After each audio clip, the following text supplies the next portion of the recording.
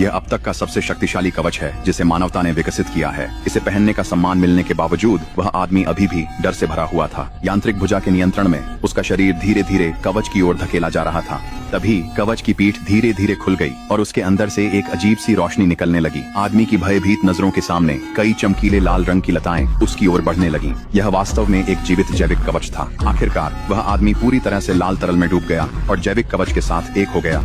शोधकर्ताओं की उत्सुक नजरों के बीच ऐसा लगा कि जैविक कवच सफलतापूर्वक सक्रिय हो गया है और मानव शरीर की ओर से कोई अस्वीकृति नहीं हुई। फिर जैविक कवच की शक्ति का परीक्षण करने के लिए शोधकर्ता आगे बढ़े और जैविक कवच के बाएं हाथ पर लगी रोक हटा दी।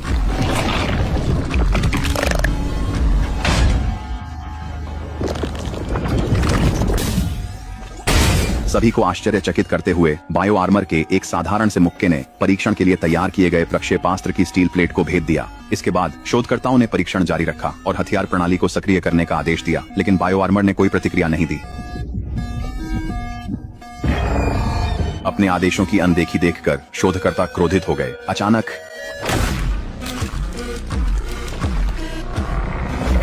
बायो आर्मर को नियंत्रण से मुक्त होते देख वहां मौजूद हर कोई तुरंत भय से ग्रस्त हो गया। सशस्त्र कर्मियों ने जल्दी से गोलीबारी शुरू कर दी, लेकिन बायो आर्मर ने उनकी पूरी तरह अनदेखी की और कदम दर कदम निरीक्षण कक्ष की ओर बढ़ता गया। फिर साधारण गोलियों का बायो आर्मर पर कोई असर नहीं हुआ। सबको नजरअंदाज करते हुए वह डॉग कैरी प्रयोग की मुख्य शोधकर्ता के पास पहुंचा। भारी दबाव छाया, लेकिन कैरी निडर रही, पागलपन भरी मुस्कान के साथ प्रतिक्रिया दी। इसका मतलब था कि उनका प्रयोग सफल हो गया था। जैसे ही बायो आर्मर उसे मारने ही वाला था, अचानक बायो आर्मर फिर से नियंत्रण खो बैठा और जोर से घुटनों के बल जमीन पर गिर गया।